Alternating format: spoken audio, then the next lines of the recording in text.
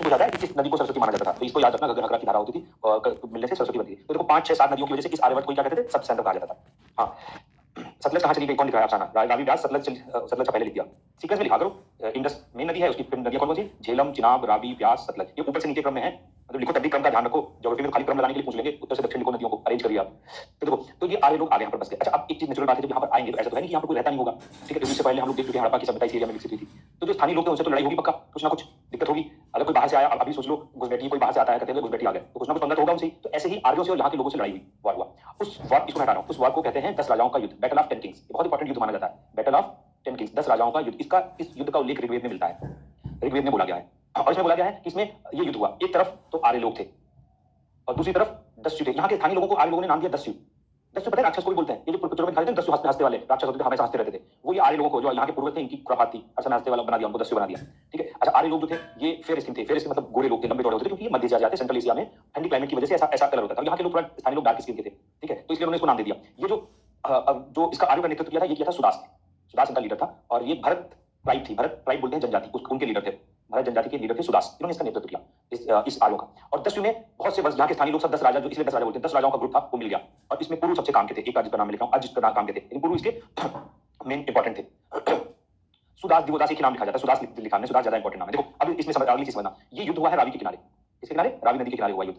और इसमें आर्यों के जो पुरोहित थे वो थे वशिष्ठ, वशिष्ठ का नाम हमने सुना होगा, रामायण में आता है। और जो यहाँ के स्थानीय लोग थे, इनके पुरोहित माने जाते हैं विश्वामित्र, विश्वामित्र ये पुरोहित थे। और ये युद्ध हुआ और इस युद्ध में ये लोग जीत गए, आर्य लोग जीतेंगे तभी तो यहाँ पर बसेंगे, और ये लोग यहाँ पर बस गए, ठीक है। तो इसलिए युद्ध से जुड़े हुए 2 4 पॉइंट बहुत पूछे जाते हैं। बैटल ऑफ 10 किंग्स कहाँ पे हुआ है, रावी, रावी का पुराना नाम था परुष्णी, परुष्णी, ये पुरानी नदियों के नाम थे, तो परुष्णी के किनारे, रावी के किनारे हुआ, ऋग्वेद में इसका उल्लेख है। और ये ऐसे ऐसे यहाँ पर ये वॉर हुआ है इन दो पक्षों के बीच, ठीक है, ये हो गया। और यहाँ पर आर्य लोग आकर बस गए, लोहा लेके आए थे, इसलिए आयरन एज कहलाता है ये वाला। अच्छा, आर्य जब बसे तो ये लंबे समय तक यहाँ पर स्थायी इन्होंने जीवन जिया, इस क्षेत्र पर, आर्यवर्त पे।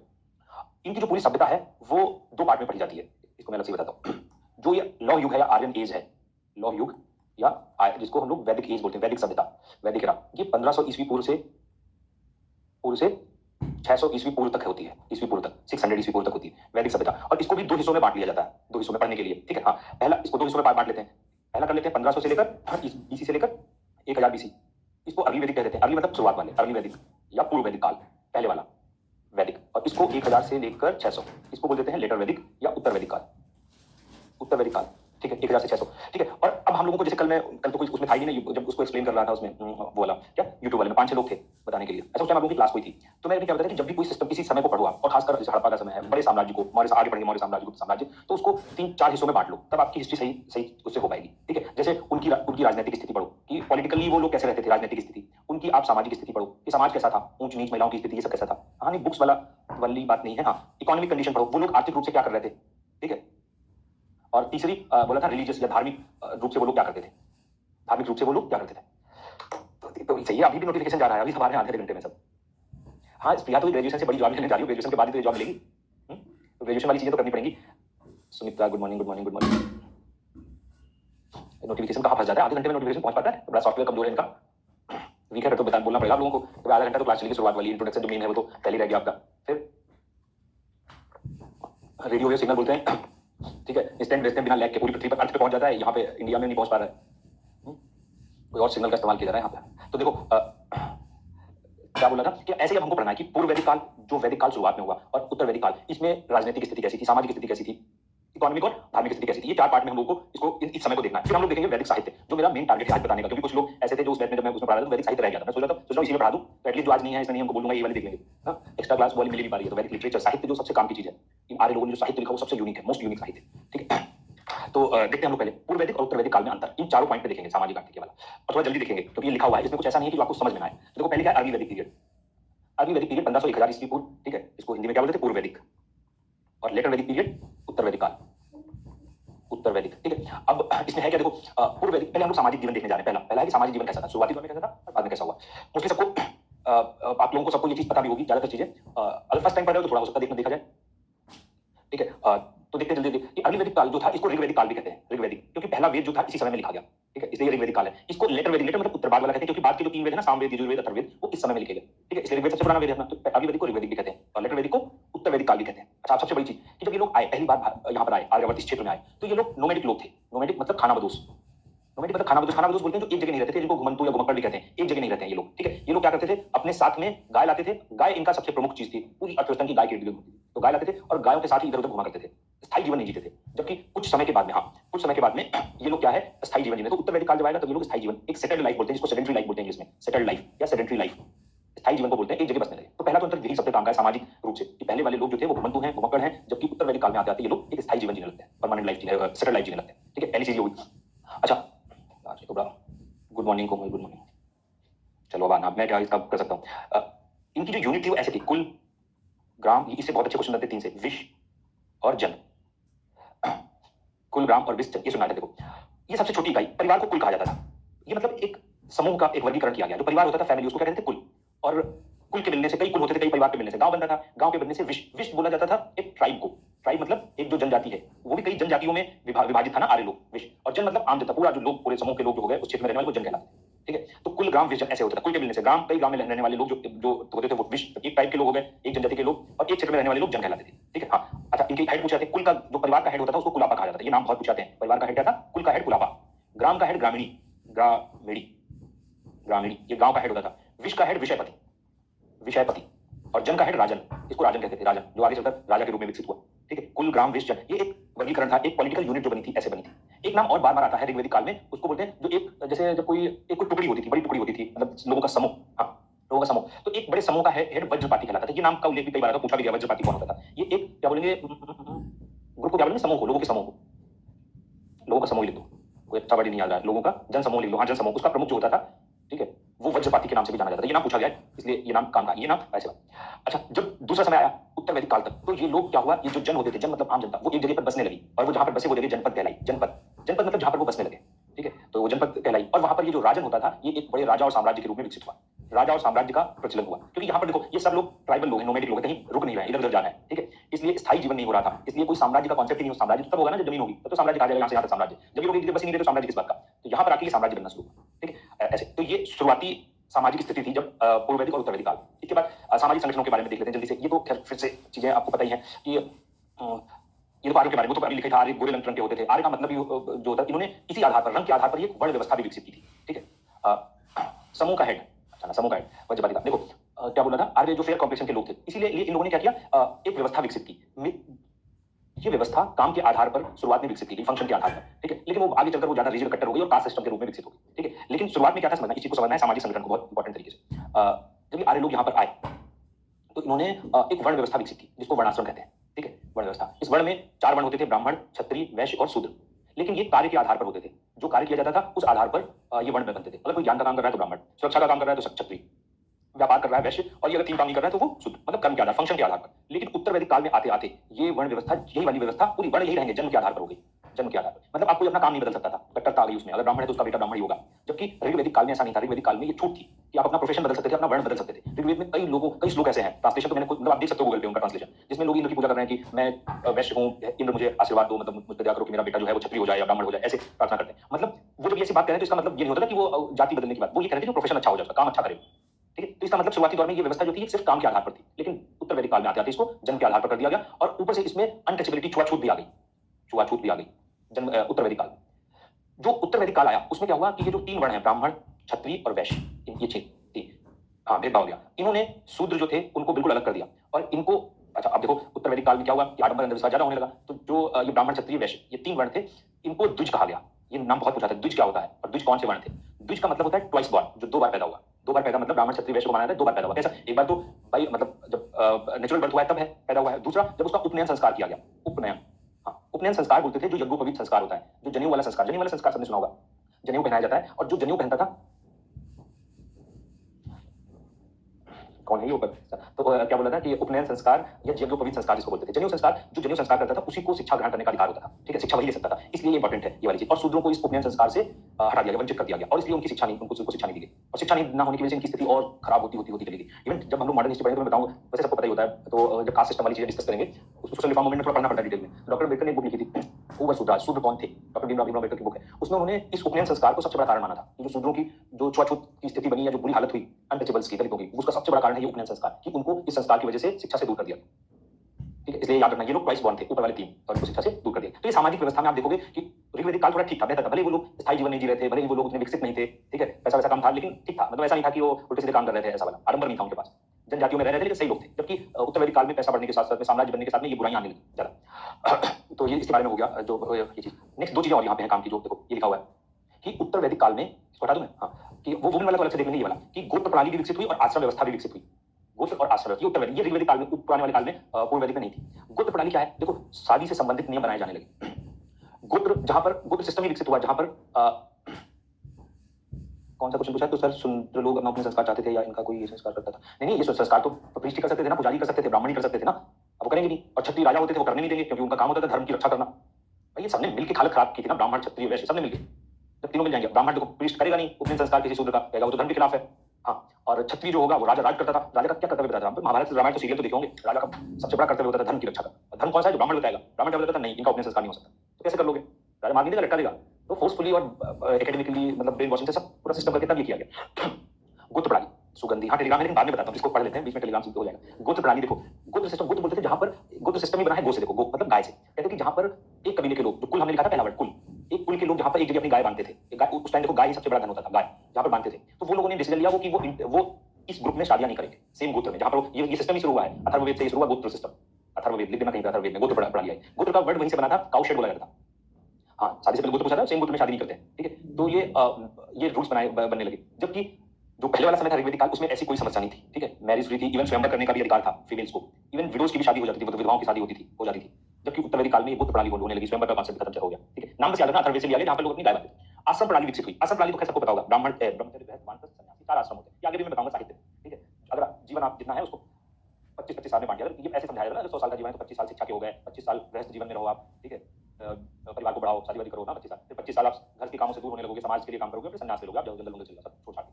तो ये आश्रम प्रणाली विकसित हुई, ठीक है, आगे भी हम देखेंगे साहित्य में, इसलिए यहाँ पे नहीं। अब ये चीज महिलाओं, वुमेन्स की कंडीशन, ठीक है, वुमेन्स की कंडीशन क्या है, देखो वुमेन की कंडीशन क्या है, ये तो सबको पता है कि अर्ली में ठीक ठाक होगी थोड़ा, पता है हम लोगों को ये लगता है जब लोग शिक्षित हो जाते हैं तो ज्यादा महिलाओं की कंडीशन सही होती है, लेकिन अगर आप एग्जांपल्स देखोगे ना तो आपको लगेगा नहीं ऐसा नहीं है। ट्राइबल लोगों में वुमेन की कंडीशन सबसे स्ट्रांग है, महिलाओं की स्थिति सबसे ज्यादा ट्राइबल लोगों में, जो आदिवासी जो जनजातियां होती हैं उसमें महिलाओं को लगभग बराबर राइट है हर चीज में, ठीक है। और जबकि वैसे यहाँ पे देखने को मिलता है कि ये लोग पूर्व वैदिक वाले भले ही पैसे वाले थे, साम्राज्य बना रहे थे, बड़े बड़े राजा होने लगे थे, लेकिन वुमेन्स की कंडीशन, कास्ट सिस्टम खराब होता चला गया, वर्णाश्रम। जबकि यहाँ पे देखो विवाह की संस्था थी, विवाह होने लगे, विवाह का कॉन्सेप्ट था, विधवा पुनर्विवाह हो जाता था, विडो मैरिज, नियोज भी हो जाता, नियोज के नाम पूछ लिया था, नियोज, नियोज होता है अगर भाई की डेथ हो गई तो भाभी और देवर की शादी हो जाती है, नियोज व्यवस्था होती थी। ये भी उत्तर वैदिक काल में नियोज पर प्रतिबंध लगा दिया गया, बैन लगा दिया गया, नियोज जिसको बोलते हैं।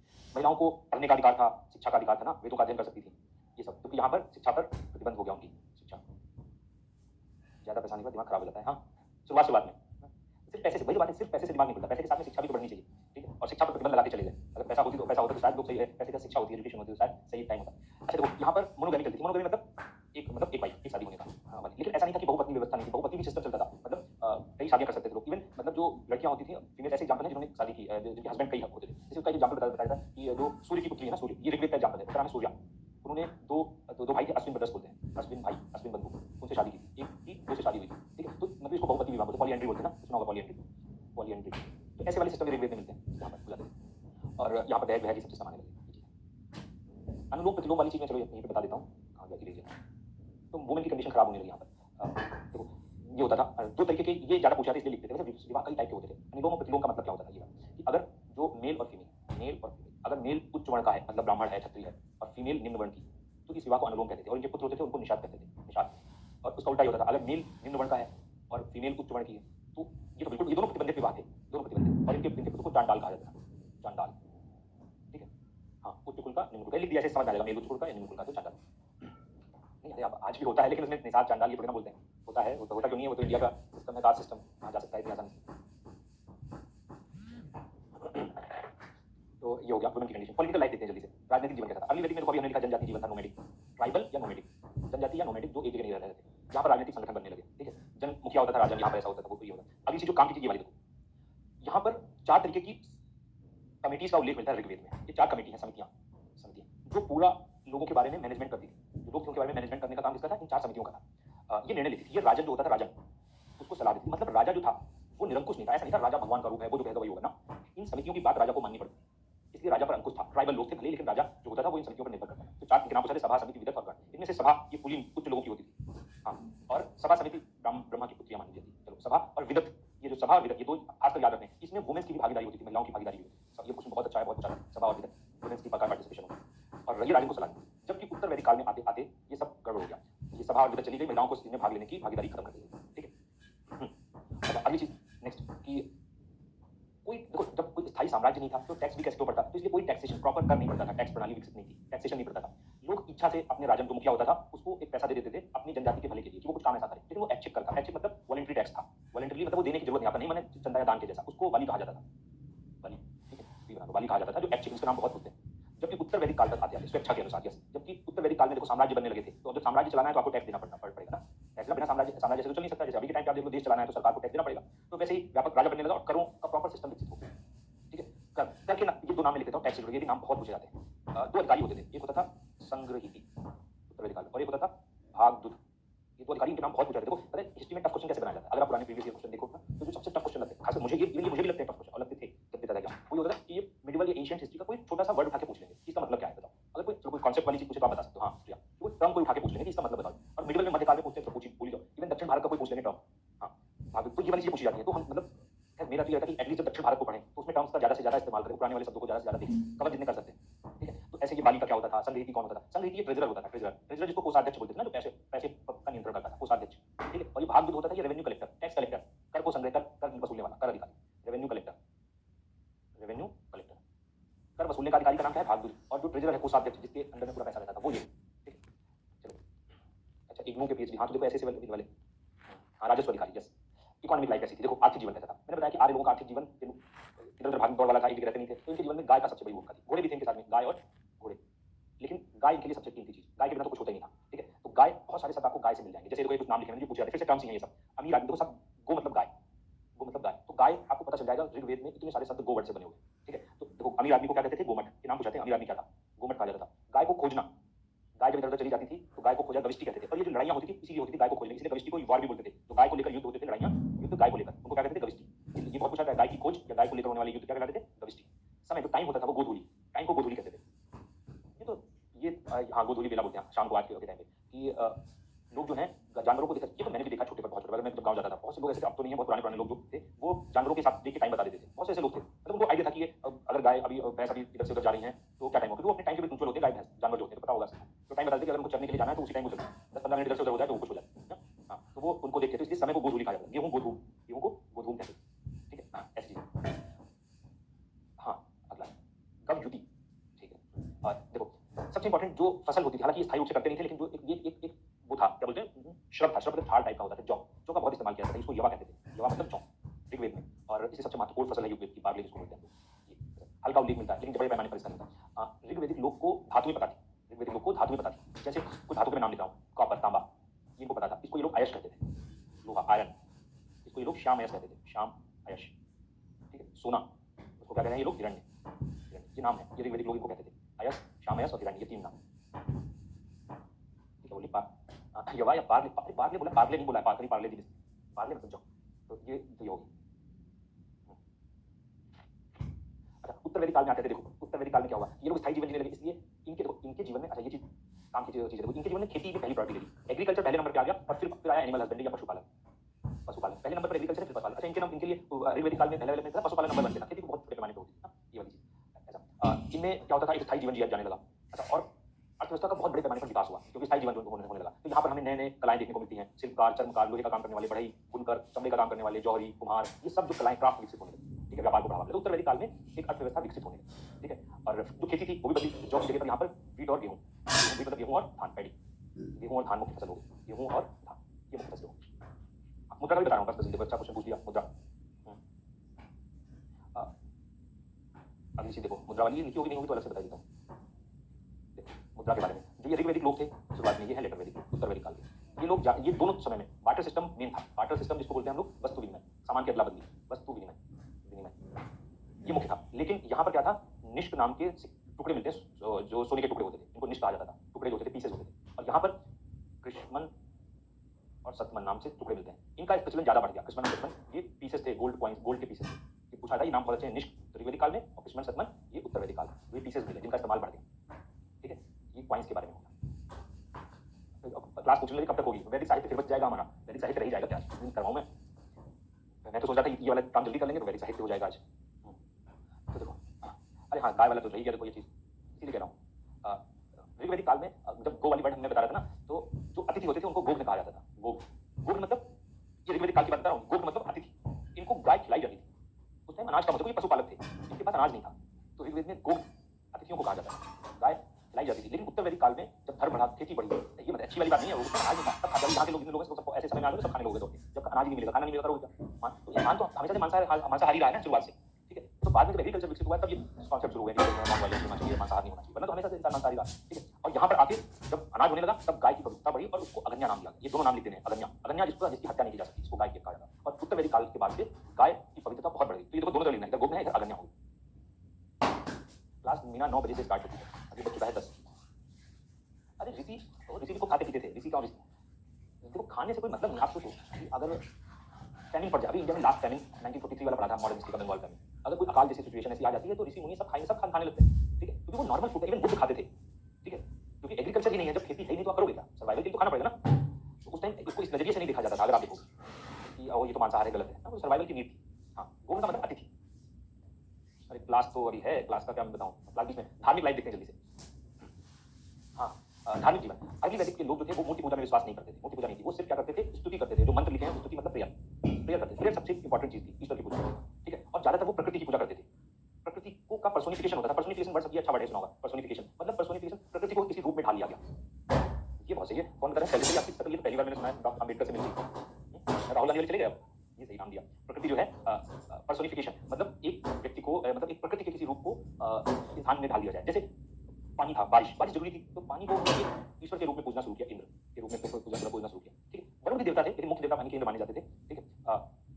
जैसे आग थी, आग को पूजना शुरू कर दिया, तो प्रकृति की पूजा करते थे ये लोग। इसलिए देखो इनके मुख्य देवता कौन है, इंद्र, अग्नि, वरुण, मतलब जिनसे कुछ मिल रहा है, ठीक है। कोई देवी भी थी, देवी भी थी, पृथ्वी, सरस्वती, उषा, अदिति, ठीक है। और गॉडेस ऑफ डॉन बोला जाता है, सुबह की देवी अदिति, मदर ऑफ गॉड्स, जो देवताओं की माँ, मदर थी, अदिति कहा जाता था, ठीक है। ये लोग तो पूजा करते थे। अच्छा, इनके पूजा करने का जो उद्देश्य होता था, वो उद्देश्य होता था कि उनकी फसल अच्छी से अच्छी हो और उनका परिवार बढ़े। उनका ये नहीं होता था मोक्ष मिल जाए, नौकरी मिल जाए, ये मिल जाए, वो मिल जाए, ठीक है। ट्राइबल लोग थे तो उनके लिए जो जरूरी चीजें थी वो उद्देश्य होता था, और वो उद्देश्य क्या था कि पशु उनके गाय वाय को बढ़िया पले फूले, ठीक है, और उनका परिवार बढ़े, ठीक है। इसलिए कहते थे पशु और संतति, संतति मतलब पुत्रियों के लिए और पशुओं के कल्याण के लिए ये काम करते थे, पूजा करते थे। उत्तर वैदिक काल में तो फिर से लोग विकसित हो गए। आप अपने आप सोचो, जब लोग विकसित होंगे तो इन ज्यादा विकसित हो गए। अब भाई इंद्र पानी तो अपने आप लोग तालाब नदियों से निकाल लेते थे, सिंचाई की सुविधा करने लगे अपने आप, आग पे भी कंट्रोल पा लिया, इस्तेमाल करने लगे।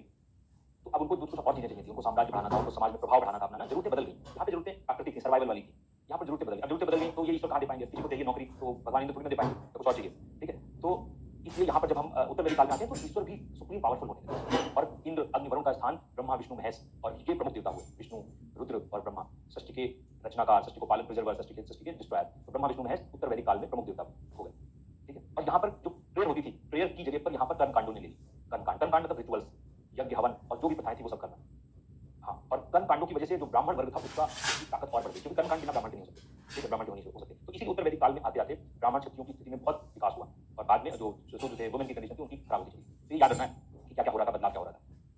तो अगली वैदिक उत्तर, अगली वैदिक ये जो तीन देता है ना, इंद्र, अग्नि, वरुण, इनके बारे में थोड़ा थोड़ा देखना पड़ता है, ये क्योंकि काम के हैं, देखो थोड़ा थोड़ा पूछा जाता है, देखिए जल्दी से।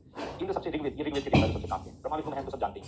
इंद्र सबसे बड़े देवता थे, ऋग्वेद में सबसे ज्यादा श्लोक इंद्र के को समर्पित हैं, 250 यहाँ इंद्र के लिए। इंद्र आंधी तूफान के देवता थे, इनके ये इंद्र के नाम है, रथेश, जितेंद्र, सोमापा, पुरंदर, ये इंद्र के नाम। पुरंदर मतलब दुर्ग किलों को तोड़ता है, पुर मतलब दुर्ग होते हैं, फोर्ट। वृताहानि राक्षस को मारा था इंद्र ने, उसके नाम से, इंद्र के नाम। 200 श्लोक अग्नि के नाम, दूसरे इंपॉर्टेंट देवता है ऋग्वेद में।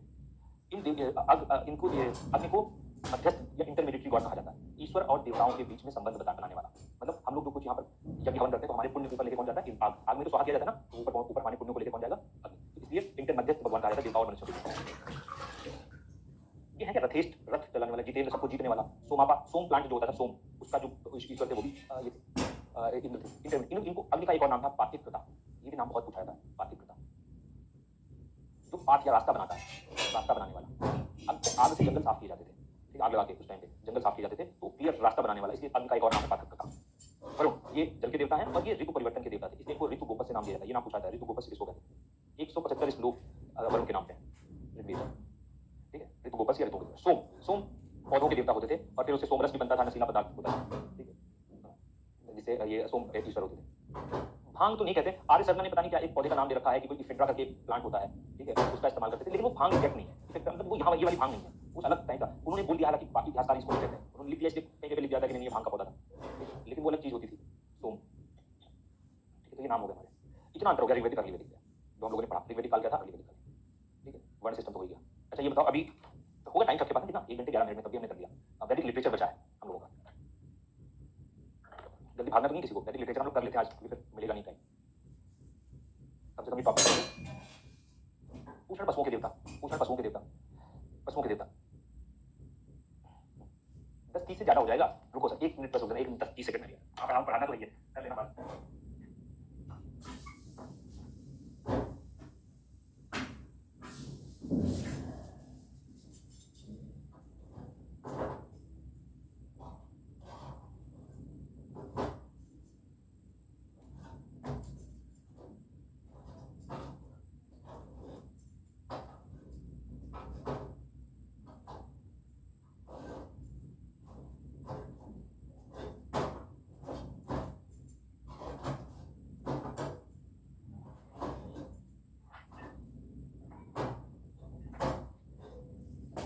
मारुतांडी के देवता, तूफान के देवता।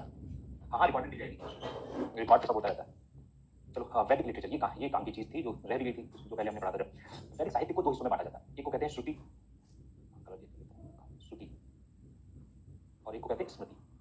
श्रुति और स्मृति, श्रुति मतलब सुना हुआ, स्मृति मतलब अपनी मेमोरी, स्मृति तो सबको पता अपनी मेमोरी से लिखा हुआ, अपनी याद से लिखा हुआ, ठीक है। इसलिए अच्छा सुना, किससे सुना? ईश्वर से सुना हुआ, मतलब कुछ ऋषियों ने मेडिटेशन किया, ध्यान लगाया, ईश्वर ने उनको कोई चीज उनको रियलाइज हुई, रियलाइज मतलब उनको कुछ एहसास हुआ, इसलिए कहते हैं श्रुति वो साहित्य है दैट विच इज हर्ड, जो सुना हुआ है या रिवील्ड बाय गॉड, ईश्वर द्वारा सुनाया हुआ, ईश्वर द्वारा सुनाया हुआ, मतलब ईश्वर ने बुलाया और ये किसी ऑथर ने, राइटर ने अपनी मेमोरी से लिखा है, ठीक है, अपनी याददाश्त से लिखा है, अपने तरीके से लिखा है, इसलिए ये साहित्य ज्यादा पवित्र है, मोर सेक्रेड। नहीं, ईश्वर ने खुद बोला इसलिए वो ज्यादा पवित्र होगा, ये भी पवित्र है लेकिन इससे कम पवित्र होगा ना, स्मृति वाला साहित्य कम पवित्र है।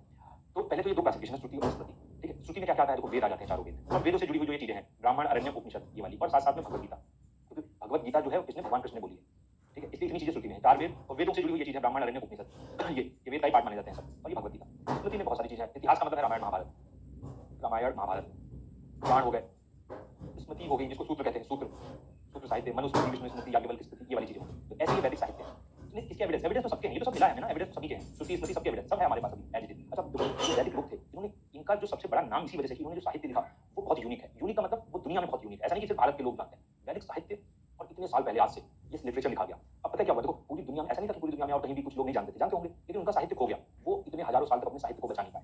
लेकिन भारत में क्या हुआ, जो वैदिक ऋषि थे उन लोगों ने गुरुकुल की परंपरा विकसित की, गुरुकुल का सिस्टम, और गुरुकुल के सिस्टम में एक गुरु अपने शिष्यों को वो चीज सिखाता था, ठीक है, पेपर पेपर तो होता नहीं था तो वो उनको सिखाता था, और फिर वो शिष्य अपने शिष्यों को सिखाता था, वो हजारों साल तक वो गुरुकुल माध्यम से ये पूरा का पूरा साहित्य एज इट इज हमारे पास एग्जिस्ट करता है आज। फिर जब गुप्त काल आएगा, जब थोड़ा पेपर होने लगेगा, ताम्रपत्र में लिखा जाने लगेगा, तब इनको लिखा जाएगा। तो मतलब ऋषियों का इतना बड़ा योगदान, इतना बड़ा साहित्य इन लोगों ने ओरली, मतलब मौखिक रूप से ये जनरेशन टू जनरेशन, एक पीढ़ी से दूसरी पीढ़ी को देते गए, ठीक है। इसलिए होता है ना, सब लोग जानते होंगे कि अब बोला जाता है कि अगर कोई मंत्र हमने इधर से उधर पढ़ दिया, मात्रा इधर से उधर कर दी तो गड़बड़ हो जाएगा, मतलब कुछ दुष्परिणाम आ जाएगा उसका।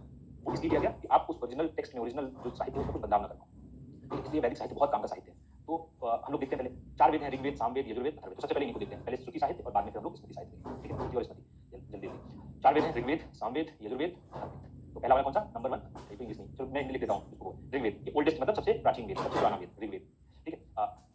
इसमें जो कलेक्शन, इसमें सूक्त हैं जिनको बोला जाता है, सूक्त हम लोग दोहे बोलते हैं, लेकिन दोहे नहीं, वहाँ पर हाइम्स कहा जाता है, सूत्र कहा जाता है। ये सूत्र जो है बहुत लंबे लंबे सूत्र हैं, मतलब अगर ऋग्वेद, अच्छा एक चीज पहले पढ़ लेते हैं, ये सब जो वैदिक साहित्य लिखा गया ना, वो वैदिक संस्कृत में लिखा गया, वैदिक संस्कृत, वैदिक संस्कृत में लिखा गया ये, ठीक है। तो वैदिक संस्कृत बहुत काम की चीज, मतलब ये अभी वाली संस्कृत नहीं है जो हम लोग जानते हैं, वो संस्कृत बहुत टफ थी। आप कभी गूगल पे डाल के देखो, ऋग्वेद का कोई श्लोक डाल के देखो, हाइम डाल के देखो, मतलब उसको समझना तो दूर की बात है, पढ़ना बहुत मुश्किल है उसको, वो संस्कृत बहुत टफ होती है। उसका एक श्लोक होता है वो 2-3 पेज में जाके तब फुल स्टॉप, मतलब एक लाइन रोका जाता था, मतलब सेंटेंस की स्ट्रक्चर ऐसी नहीं, छोटी छोटी लाइन वाले सेंटेंस बनाए जाते हैं, बड़े लंबे होते थे, तो वैदिक संस्कृत बहुत टफ मानी जाती थी, वो पढ़ना तो आज के टाइम में बड़ा मुश्किल होता है।